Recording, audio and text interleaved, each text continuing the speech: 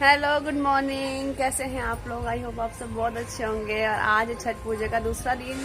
तो जो मेरी मम्मी है वो छठ पूजा के दूसरा वाला दिन से स्टार्ट करती है। जिस दिन खाना वाना होता है उस दिन का नहीं रखती हैं।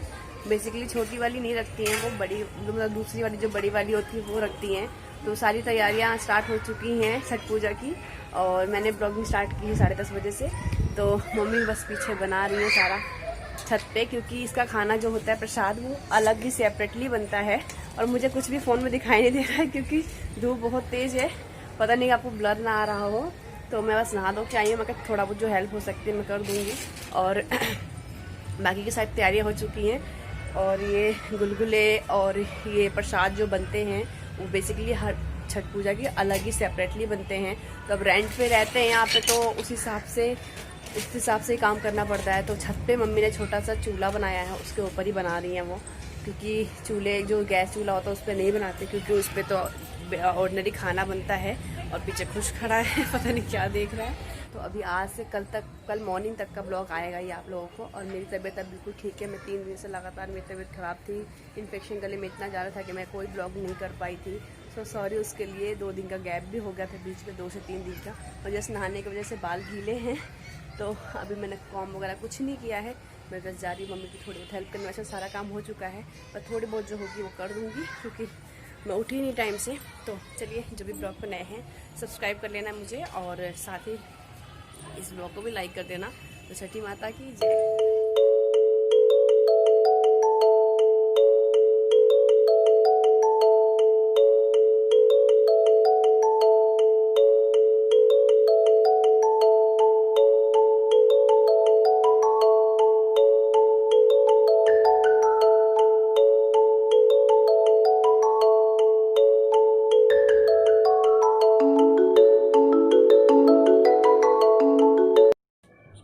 मैं भी आ चुकी हूँ ऊपर मम्मी के साथ थोड़ी हेल्प करने के लिए।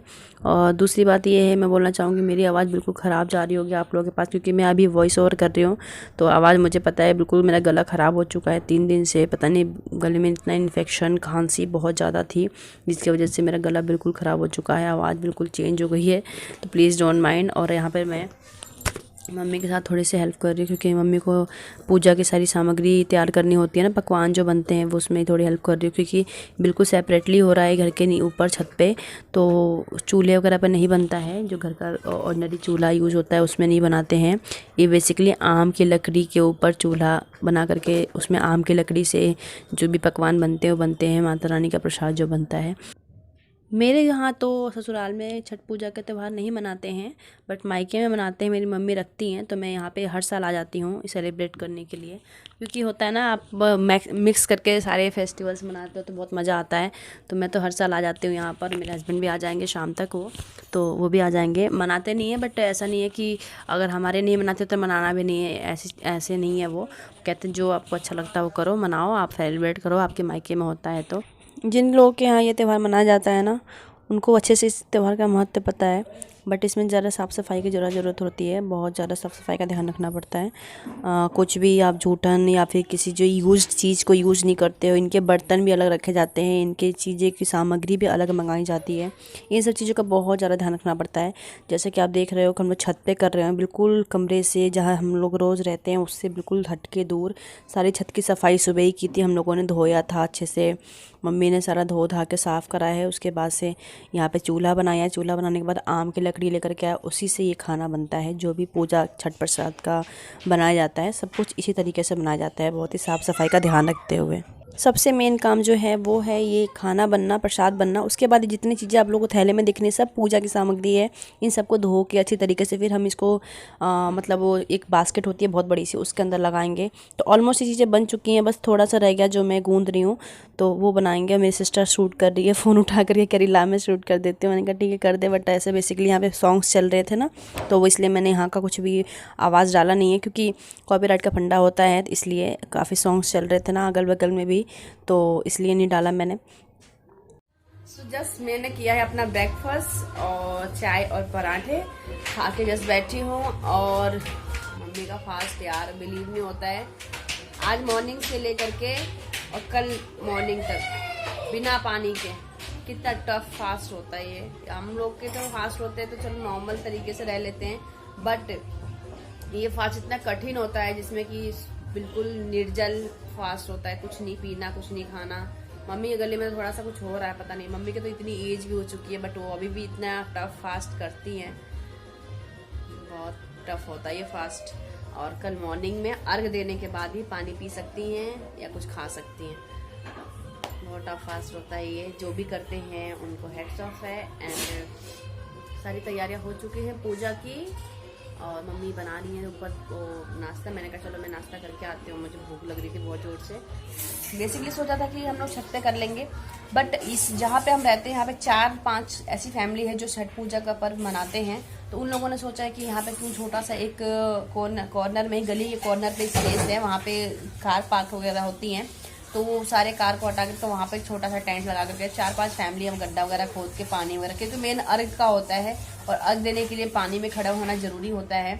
तो वो लोग भी छत पे कर रहे थे, बट जब पता लगा कि भाई 2-3 फैमिली, मुश्किल से ज़्यादा लोग नहीं है, बस 3 फैमिली है, हमारी हो गई और एक फैमिली जिनकी खुद की दुरानी जेठानियाँ हैं, तो उन लोगों ने कहा चलो मिलके यहीं पे कर लेते हैं।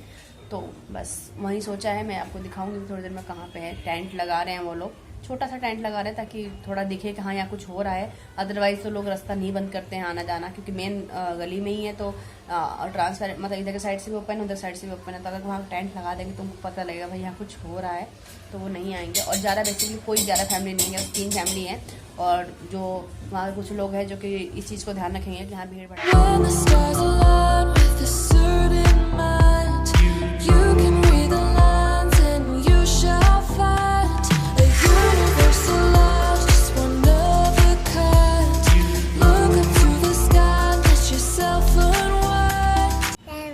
नहाओगी नहीं आप? नहाओगी? कब नहाओगी? मम्मी की हो गई हालत खराब बैठे बैठे। 1.5 घंटा हो गया ना बनते बनते, 1.5 घंटे से बना रही है बैठ के। घुटना हो गया है दर्द के मारे, हालत खराब।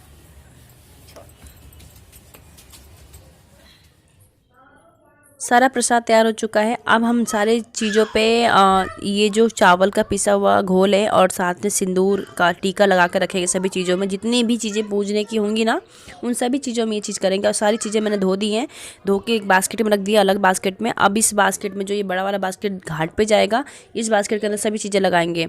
तो मम्मी जितने फ्रूट्स हैं उन सब में लगा रही हैं और मैं भी लगा रही हूँ बाकी चीज़ों में भी। सभी चीज़ें लगा के इसके लगाने का मतलब कि जो ये चावल का घोल है इस डब्बे के अंदर, और इसके अंदर चंदन और ये हल्दी मिला करके लगाएंगे। और साथ ही पीला सिंदूर भी लगाते हैं। तो जितनी सब्जियां हैं, फ्रूट्स हैं, या जो भी चीज़ें आपको अर्घ देना है या सजाना है, सॉरी चढ़ाना है, उन सभी पे दोनों चीज़ें लगाई जाएंगी। बहुत विधि विधान से पूजा होती है। और हम नीचे लेके नहीं गए क्योंकि मम्मी ने बोला कि सब कुछ यहीं करके सीधे इस डाल को सजा करके नीचे लेके चलेंगे।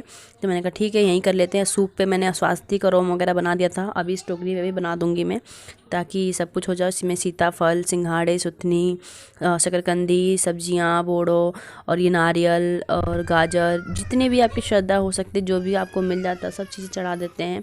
चढ़ाने को तो बहुत सारी चीज़ें आती हैं, बट जितना मिला हम लोगों को मार्केट में उतना हम चढ़ा रहे हैं। सारी चीज़ों पे हम लोगों ने चावल का जो घोल है वो लगा दिया है, चंदन टीका लगा दिया है। अब चीज़ें हैं सब तरीके से लगाने की, सजाने की, क्योंकि जो टोकरी का सामान है टोकरी में, और जो सूप का सामान है, सूप का सामान जो यूज होगा वो मॉर्निंग में होगा, अर्घ देते समय, उगते सूर्य को। और अभी डूबते सूर्य की पूजा होती है, तो इस तरीके से पूजा होगी। तो अभी मम्मी तरीके से सामान लगा रही है ताकि बाद में ना सारा मैस ना हो जाए। तो टोकरी में जो लगा रही है वो अभी की पूजा होगी, और जो सूप में लगा कर रख रही है मम्मी वो होगी कल उगते सूर्य की पूजा।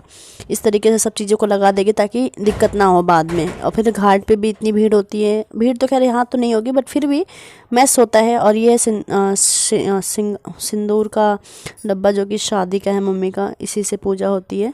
तो इसी को मम्मी साइड में लगाएगी। इसको तरीके से इतना पुराना है, 27 साल पुराना बोल सकते हैं, 27-28 साल पुराना। तो इसको बांध के साइड में लगा देंगे। और सारी सब्जियां, फ्रूट सब कुछ रखा हुआ है इसके अंदर। तो अभी इसको तैयार कर लेती हूँ, फिर मैं आप लोगों से मिलती हूँ। तो ये देखो आप लोग, टोकरा बिल्कुल सज चुका है, सूप भी बिल्कुल सज चुकी है, और हम लोग उठा के ले आए हैं नीचे मंदिर के पास रख दिया है, क्योंकि जब शाम के टाइम निकलेंगे तो बस इसको उठाना है और चल देना है। सारा टोकरा सज चुका है, मैं इसको रख देती हूँ फिर से वैसे ही।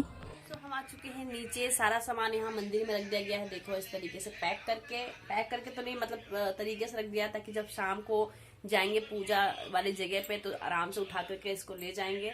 और मैं इस ब्लॉग को यहीं पर एंड करती हूँ, क्योंकि 8 से 9 मिनट का ब्लॉग हो चुका है ये। और अब छठ पूजा की जो ब्लॉग आई है वो अगले वाले ब्लॉग में आई है आपको देखने के लिए। तो ये है छठ पूजा सीरीज। तो अभी इस ब्लॉग को एंड करते हो, हम भी जा रहे हैं लंच करने के लिए, क्योंकि मम्मी का फास्ट है, हमारा तो है नहीं, तो हम लोग लंच करने जा रहे हैं। और इस ब्लॉग को यहीं एंड करती हूँ। वेट कीजिए छठ वाले ब्लॉग का, तब तक के लिए बाय बाय, टेक केयर।